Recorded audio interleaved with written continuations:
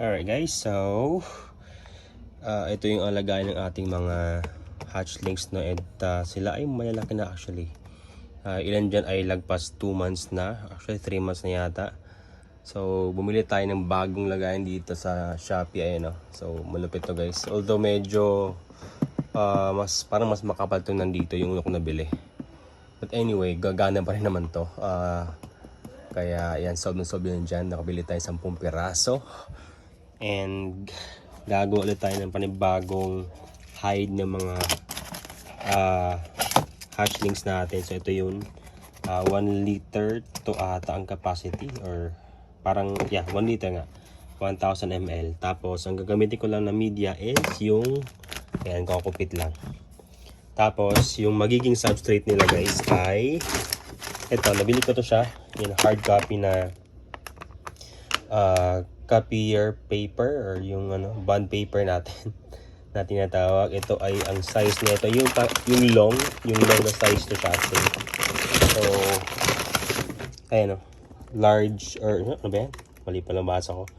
Mas ang size niyan ay 8.5 by 13. So itong ating lagayan ay 14. So sakto lang siya dyan guys. Alright, let's go.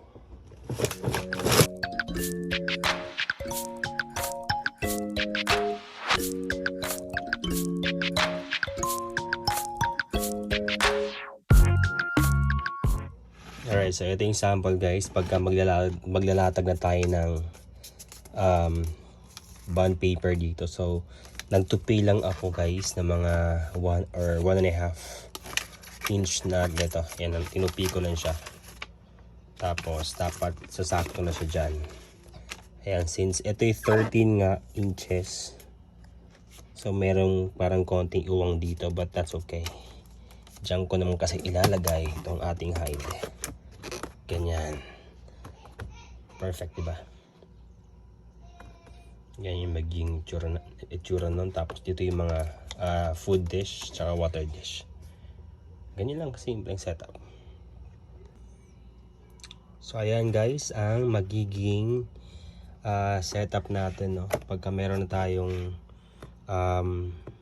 tawag dito, or pagka tayo ay magpapalit or magdadagdag ng mga tub natin for our geckos. So ito, may nagtanong sa akin kung paano ko daw siya nagiging bilog. Ayan.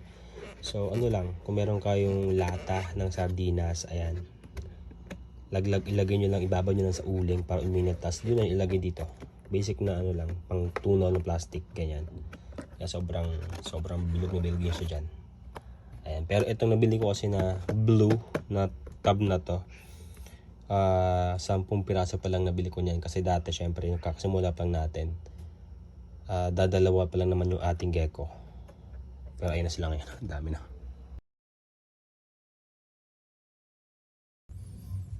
Alright guys, so halfway through sa ating paglilipat, no?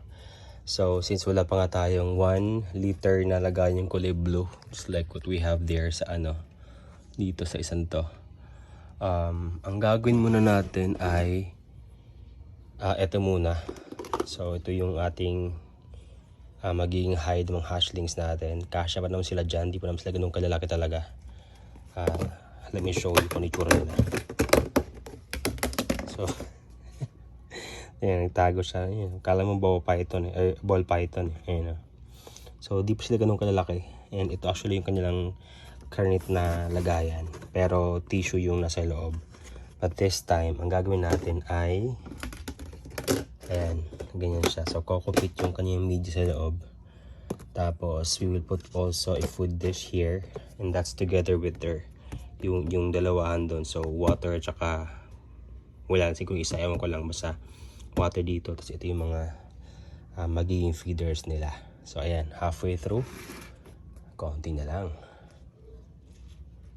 Alright, so ayan magiging itsura nya guys. So ito yung dating lagayan ng mga feeders nila, but ngayon ito na muna. So wala pa yung laman kasi ngayon hapon pa lang naman, and mamayang gabi ko sila papakainin. Pero ayan ang kanilang magiging setup guys, and ito yung size. Parang ito nga yung pinakamalaki sa kanila. So di pa siya talaga nung kalaki, pero ayan, ang ating setup. So from the very bottom, ayan yung mga ibang stock natin. So meron tayo dito ang panglinis. Ayan, Zondox in pink. Tapos meron tayo dito sa loob niyan, meron tayong water. Ayan, tapos andito yung ibang stock natin like yung calcium natin. So sa pinakababa, dyan ko nilagay yung male ko. Ito yung breeder male ko. Tapos ito yung male na hatchling dito.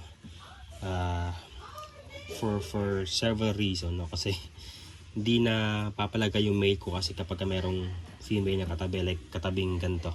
Like ganito. Kung katabi silang ganyan, hindi siya napapalagay. So I plan to separate the males as much as possible. Yung part dito may male din dyan. Pero since mga maliliit pa naman, so I just leave them here.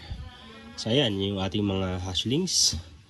Ito yung team, okay ba? No? So mas clear yung itong bago kong bili na tub compare sa nauna, pero mas makapal tong nandito. But regardless again, it still serves its purpose kasi ang reason lang naman is to keep our geckos here. So ayan, ang ating setup guys, and I'm happy kasi first season nakabuo tayo or naka-produce tayo ng ilan. 4 dito or 2 dito, tapos yung nandyan sa lahat na. So ayan, very good. So bukas meron tayong pinaprint na sticker para maging label nila kasi shoutout kay Carlo. So I'm not sure kung napapanood mo to bro, pero thank you very much for helping me with the morph. Ayun na, sumisilip po. Ayun yung female ko na hatchling sa taas na. So ito yung mga females ko pala. And then ito yung mga bagong or mga mas maliliit pa.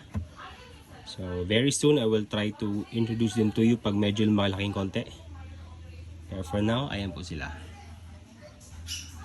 Happy keeper here and happy keeping sa lahat.